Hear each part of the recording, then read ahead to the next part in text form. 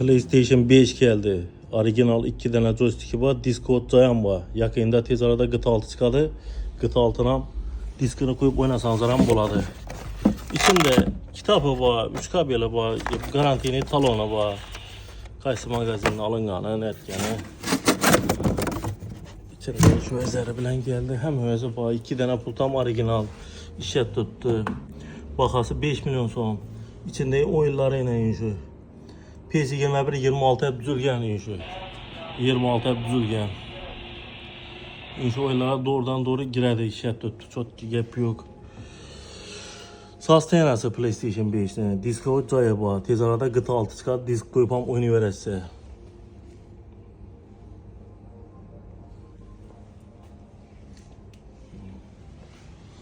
Keyin yana bir narsa aytacak edim.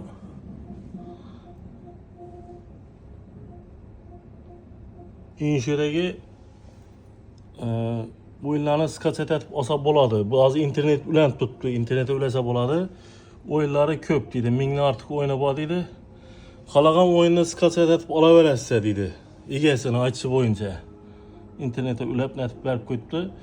Görüp kalağan oyunu tartıp alıp oynasanız da boladı Wi-Fi'ye. Pameti 825 GB. Şunçunam şu oyunlara var. Hazırca gerek oyunlar mesela gerek hemensi olsa öse tutasap onlara şu oyunlardan gerekeni yazaverəsiz da özünüze. PlayStation 5